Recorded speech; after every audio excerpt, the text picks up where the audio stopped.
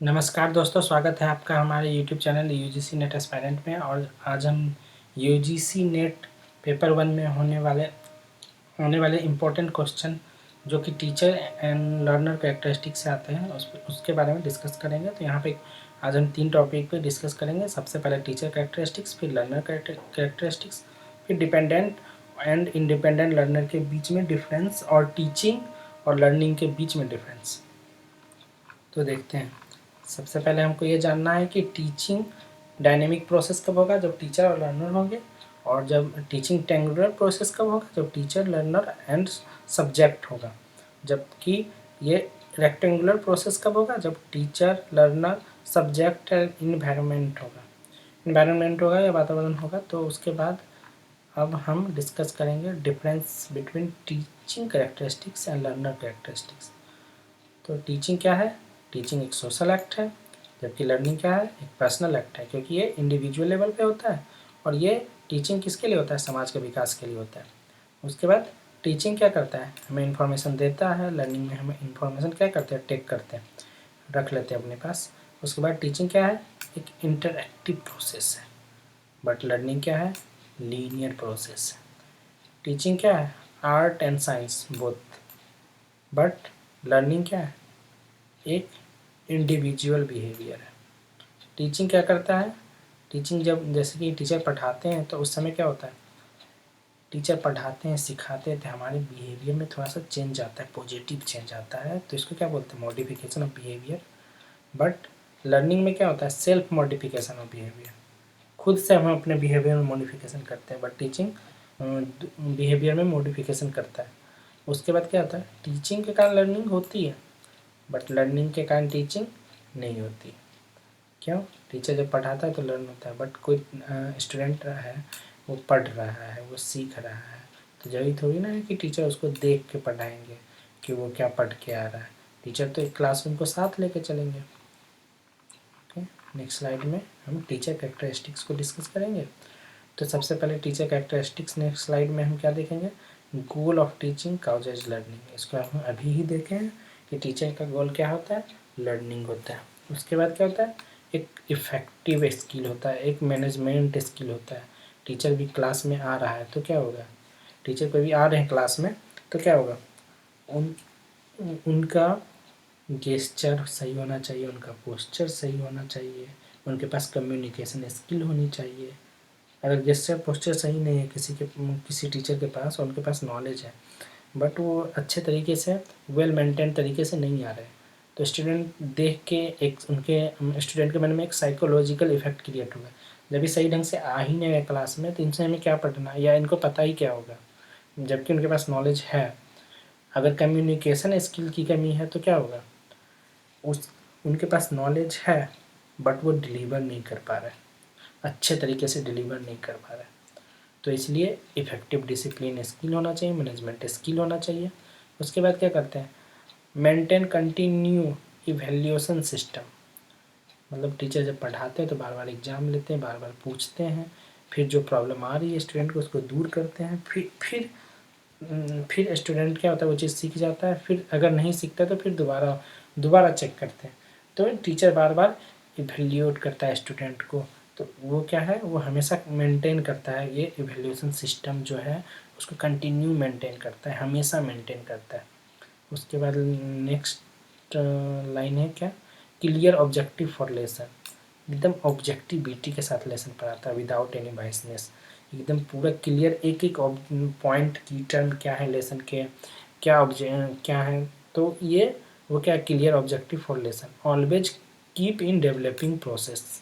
ये भी टीचर का इंपॉर्टेंट कैरेक्टरिस्टिक्स है। इसके बाद क्या है? Good personality and motivation skill. वही जो मैंने वो बताया आपको कि गेस्चर सही होना चाहिए, पोस्चर सही होना चाहिए, कम्युनिकेशन स्किल सही होना चाहिए। उसके बाद full command on teaching subject. अगर एक टीचर है उसको सब्जेक्ट का नॉलेज ही नहीं है तो क्या पढ़ा पाएगा? तो उनको कमांड होना चाहिए, जो वो सब्जेक्ट पढ़ा रहे हैं उस पर उनको पूरा कमांड होना चाहिए। उसके बाद क्या है? एक टीचर टाइमली आएंगे, सीरियस रहेंगे, और उसके बाद सेल्फ कॉन्फिडेंट रहेंगे। टाइमली आएंगे तो क्या होगा? बच्चे भी टाइमली आएंगे, उसके बाद सीरियस रहेंगे तो बच्चे भी सीरियस रहेंगे तो सीख पाएंगे। उसके बाद क्या होगा, कॉन्फिडेंट रहेंगे तो बेहतरीन ढंग से बता पाएंगे, विथ एग्जाम्पल बता पाएंगे। उसके बाद हम क्या देख रहे हैं, लर्नर कैरेक्टरिस्टिक्स देखते हैं।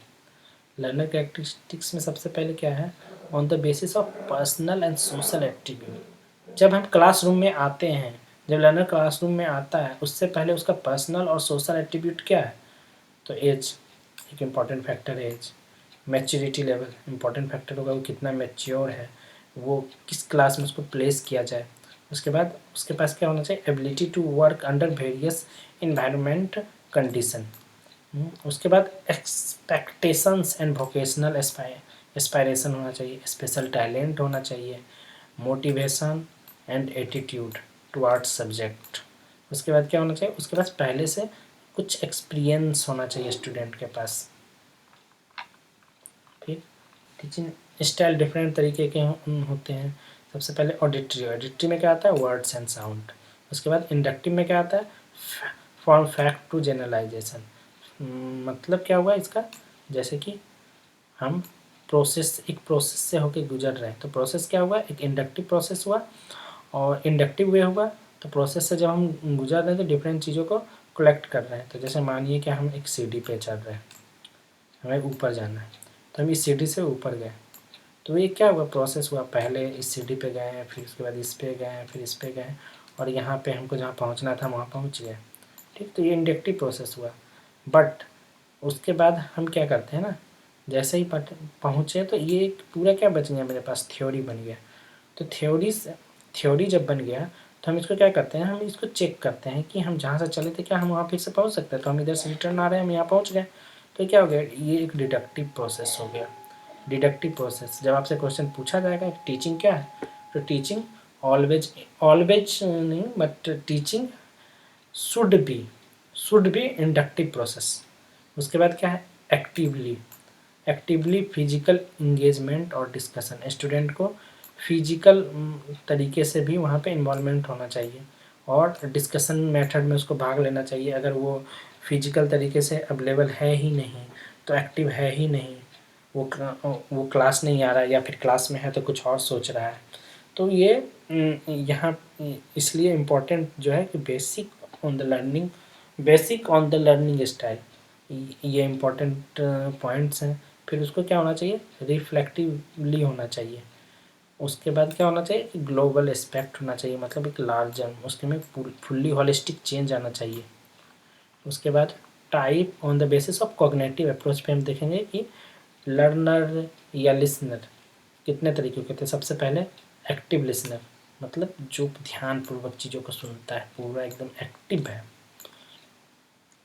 उसके बाद क्या होता है, दूसरा क्या होता है, पेसिव। पेसिव क्या होता है, दूसरे की बातों पे आसानी से बिलीव कर लेता है, ईजी एक्सेप्टेंस। उसके बाद क्या है, इवैल्यूएटिव लिसनर।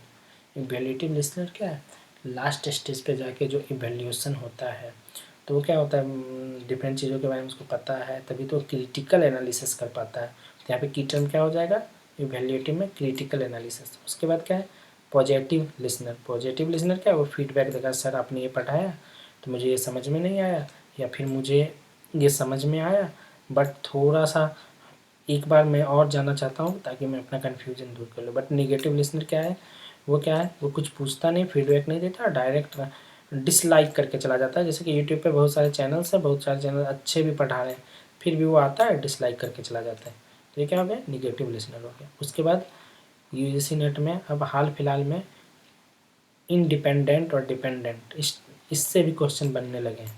तो सबसे पहले हम इसको देखेंगे कि इंडिपेंडेंट लर्निंग में क्या होता है, उसके पास नॉलेज होता है एक सब्जेक्ट का, बट वो क्या होता है, वो एक कंटेंट ही होता है, कॉन्सेप्ट नहीं होता है।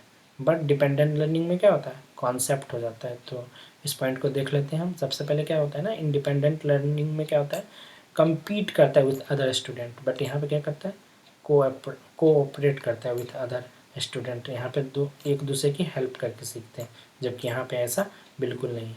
यहाँ पे क्या होता है, फैक्ट एंड इन्फॉर्मेशन हमारे पास रहता है, बट यहाँ पे क्या होता है, कॉन्सेप्ट होता है rather than fact and information. यहाँ पे कॉन्सेप्ट होता है, यहाँ का की टर्म क्या, कॉन्सेप्ट है। यहाँ का की टर्म क्या हो जाएगा, कंटेंट हो जाएगा, कंटेंट। ठीक। तो इसके बाद यहाँ पे क्या, student depend upon teacher, but कैसे, इनडायरेक्टली वे में।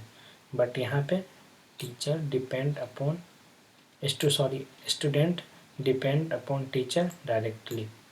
उसके बाद क्या देखते हैं यहाँ पे सेल्फ गैदरिंग कॉन्ट्रैक्ट होता है, जो हम अपने तरीके से हम अपने एंड से इकट्ठा करके लाते हैं। बट यहाँ पे क्या होता है, यहाँ पे ग्लोबली एस्पेक्ट होता है, जो कि वो सीख रहा है, वो टीचर का उसमें इन्वॉल्वमेंट है, वो सीख रहा है, बहुत अच्छे तरीके से सीख रहा है, हर जगह अप्लाई कर पा रहा है और उसमें एक हॉलिस्टिक चेंज आ रहे हैं।